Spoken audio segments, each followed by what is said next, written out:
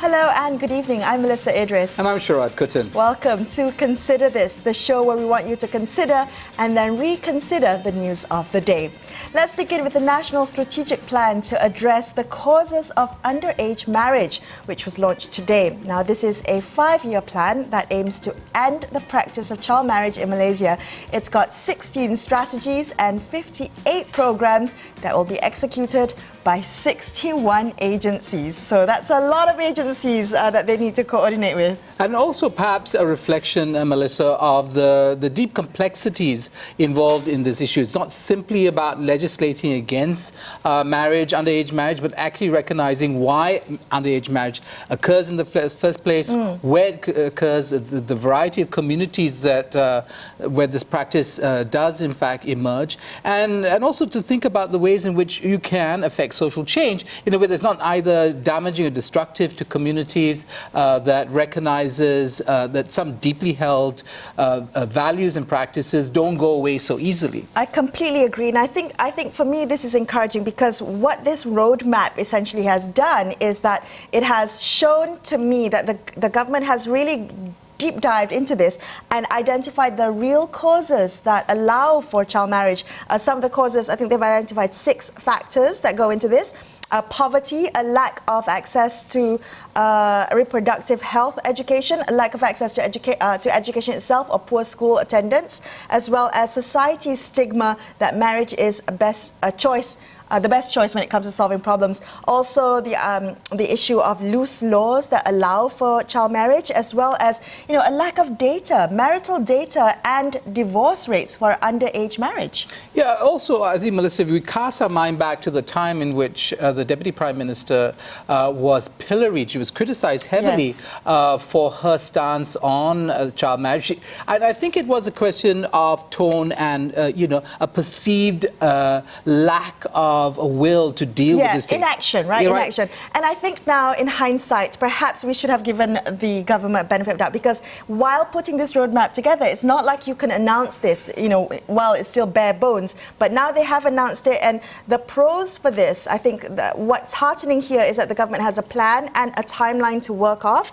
It will also allow for civil society groups and the media to monitor the implementation of this, because, as I said, 61 agencies are going to be involved, right? Yeah. The question, of course, is, and I'm no expert on government and its structures, why 61 agencies need to be involved. So many, because it cuts across. I mean, we're talking about laws, we're talking about JAKIM, Education Ministry, multiple departments. Right. So either that is a sign of the deeply bureaucratic nature of the Malaysian government, or, as we suggested, the complexity of the issue.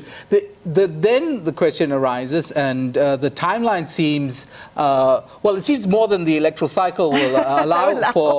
So it's going to, as it were, exceed the term of the Pakatan Rakyat government. The question for many will be, I guess, in allowing this period to go on, will there be a moratorium on child marriages?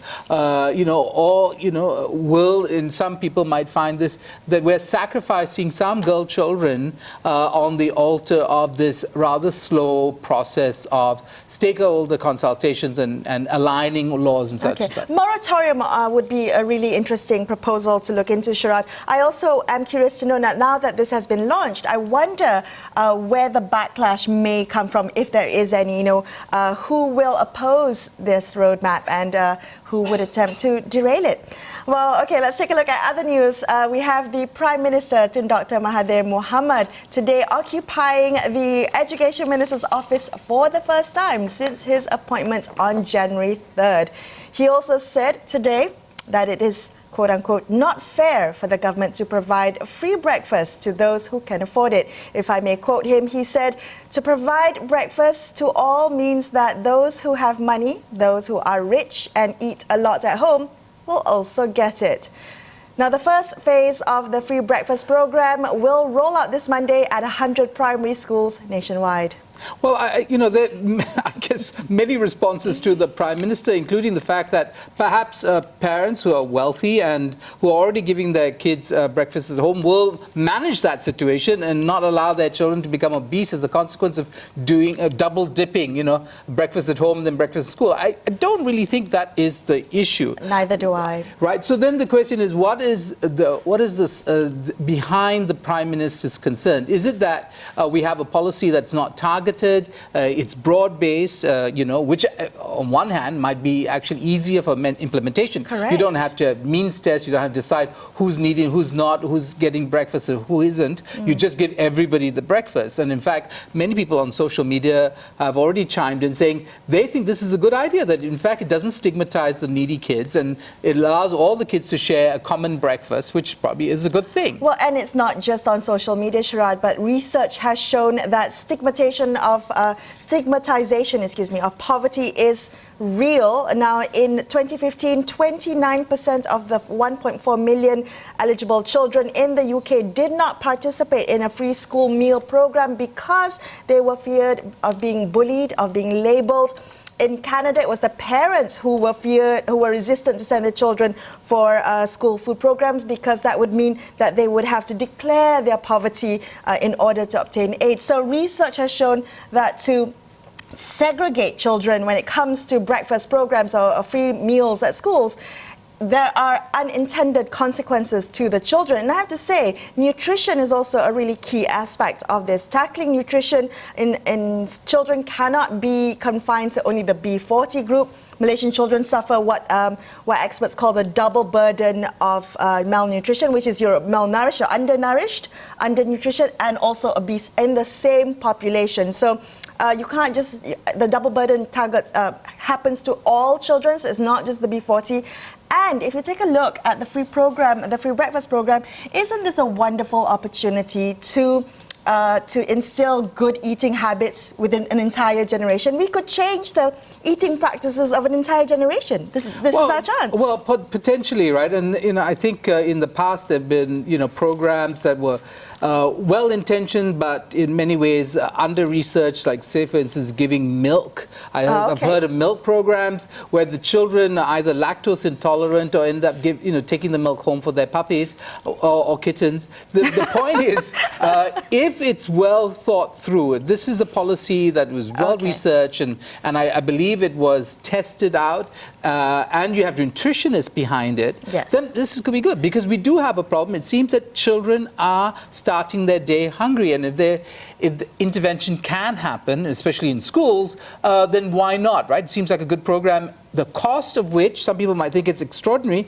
1.67 billion at its top end, potentially, but that only amounts to about 3% of the Ministry of Education's budget. Yes, so 3%, and I'm sure that is a small price to pay to take care of all our children in school at the moment. And I completely agree with you. This boils down to the implementation. So hopefully we'll have healthy, nutritious food being served for breakfast for our kids.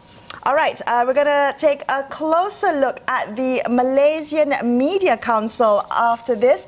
So make sure you don't go anywhere. We'll be right back after these messages.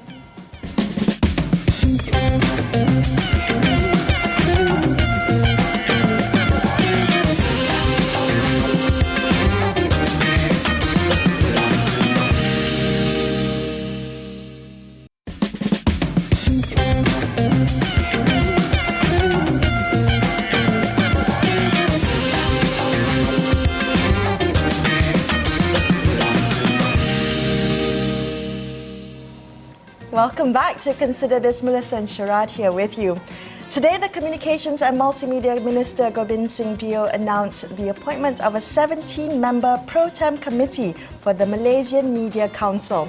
The members are representatives from the print and online media, both local and foreign media, journalist associations, as well as civil society groups, including Astro AWANI's very own managing editor, Ashwat Ismail. But joining us on the line now, we have the head of the Pro-Tem Committee of the Malaysian Media Council, Malaysia Kini CEO Pramesh Chandran. Prem, thank you so much for joining us this evening. Now, if you could begin by telling us exactly the objective of the Malaysian Media Council. What exactly is this council's raison d'etre? Hi, Melissa. Thanks for having me on the show. The idea of the Media Council is to form a self-regulation body so that instead of the government regulating the media, for example, through the Printing Presses and Publications Act, the media industry itself will introduce a form of self-regulation. Introduce a code of conduct, introduce a complaints procedure, and other instruments that can enhance the industry in terms of its independence and professionalism. So that is the overall objective of establishing the Malaysian Media Council. Now, Prem, one of the issues or comments that made about the Media Council has been a long time coming. Could you tell us what were the contestations or what were the debates about when trying to establish this council? Was it the model? Was it the question of the powers of the Media Council, and so on and so forth? What were the key issues that were stumbling blocks to early establishment of this Media Council? Well, the discussion around the Media Council has been happening for many years, in fact, many decades. But the Pakatan Harapan government in the manifesto promised to establish some sort of Media Council and move away from the censorship of the media. So, in fact, the new government has backed these changes. Definitely, there are discussions about the composition of the Media Council, how many people, who would it represent, and other means. Obviously, there are current laws like the Printing Presses Act and other laws that introduce a certain amount of control. The question is that how do we do away with those laws? What other provisions in those laws need to stay or go somewhere else? And a big concern about the question of enforcement. Like what if media publishes something which perhaps is not in line with the code of ethics or code of practice? So how would the concerns of the Home Ministry or the National Security Council be managed? So these are some of the issues that the Media Council will have to grapple with in terms of taking views from all the stakeholders on board to making sure that the industry is independent, at the same time takes on board the concerns coming from all sectors.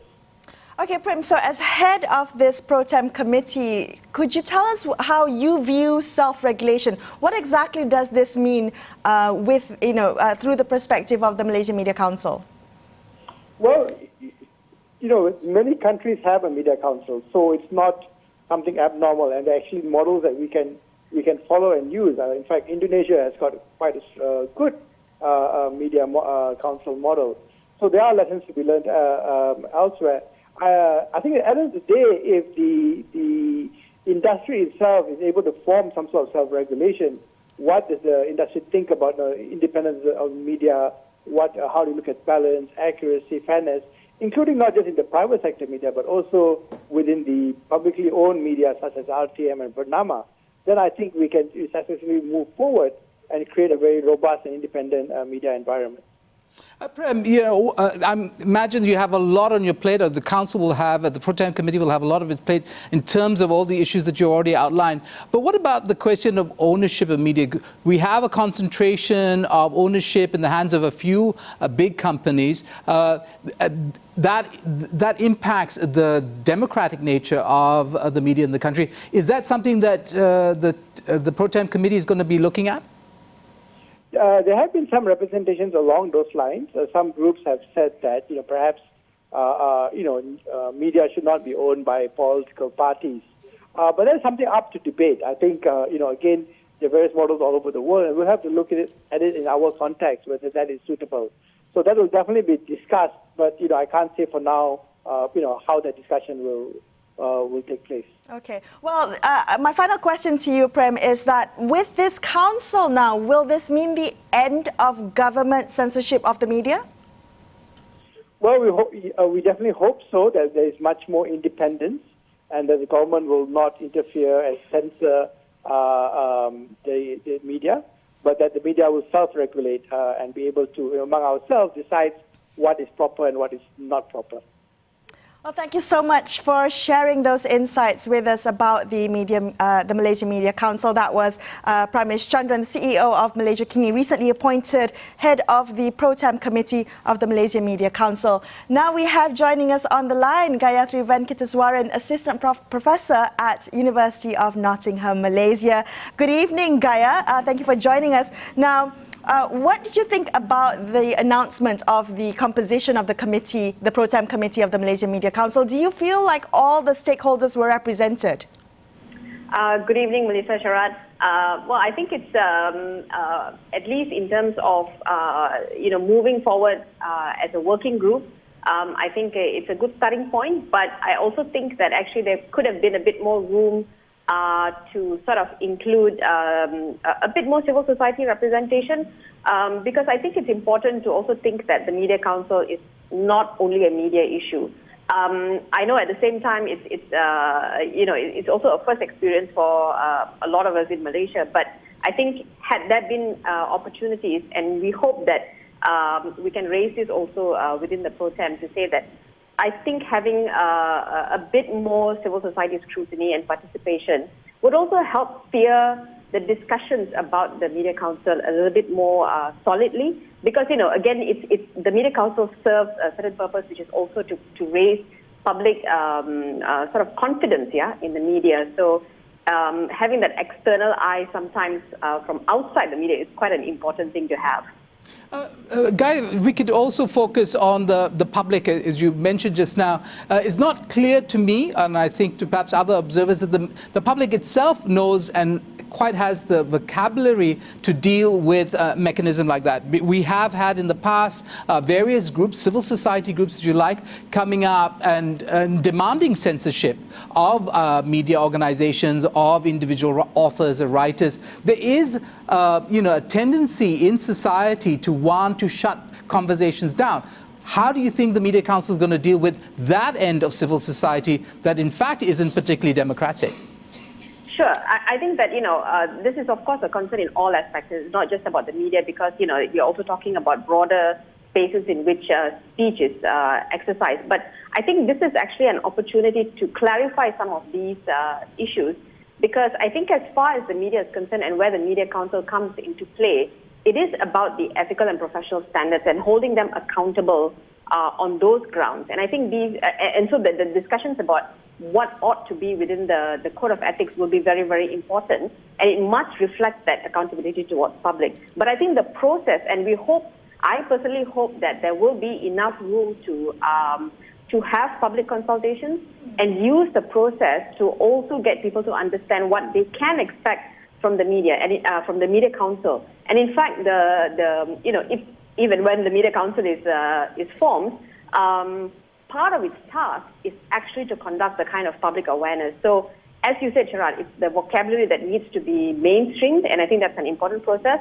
I mean, we see that, with Suhakam, for example, it's taken time, but I think that language slowly gets in, and it's basically our responsibility as well to mainstream those expectations. Now, can we deal with the sort of demand for censorship? And I think this is where, when complaints do come, for example, the adjudication or the mediation process, in fact, also allows for that kind of discourses. And by publishing some of these discussions, I think it could sort of, contribute towards understanding better and sort of separating what are, in fact, quite illegitimate demands when it comes to free speech and free media. So do you think, Gaia, that this could raise journalistic standards overall? I think on its own, the Media Council is, of course, not the sort of solution on its own, because I think there needs to be a lot of also focus within newsrooms, right, within the media as well, where they can, in order to actually mainstream it within their own employees and provide the support. So I think it's one thing to say, okay, here we have standards, everyone should abide by it, and if you don't, well, then be prepared to receive complaints. But then you can't not equip the journalists with the kind of, journalists and editors, with the kind of capacities and the ability to also gauge what are some of the lines that they confront with every day and what they can also use to equip themselves. So on its own, I think it's not enough, but I think in the process of setting it up, it should also consider how journalists are provided the kind of training within their newsrooms. Maybe the council looks at how it can organize, some kind of capacity. And that was actually one of the issues also discussed. You can't just say, okay, now you're going to be tested, but then we're not giving you anything to equip yourself to prepare. So I think indirectly, it can actually raise the standards, but we need to also provide the kind of support for journalists, editors, and publishers, in fact. Right, well, thank you so much for speaking with us tonight, Gaya, and sharing your insights on the Malaysia Media Council. That was Gayatri Venkataswaran from University Nottingham, Malaysia. We're going to take a quick break on Consider This, but we'll be back with more, so stay tuned.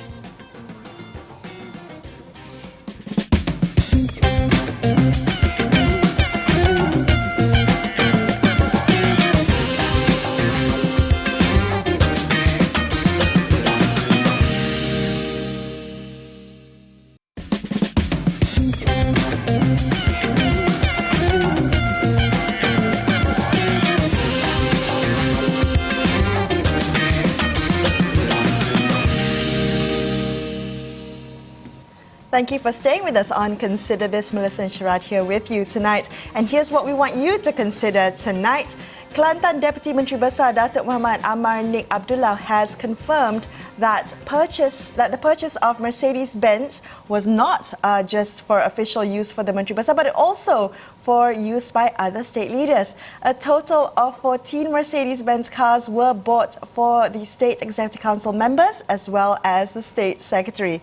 Now, the Menteri Besar's office had said the purchase of the Mercedes-Benz was due to safety considerations and that maintenance of a Mercedes was far more economical than that of a Proton Perdana, which is considered an old car.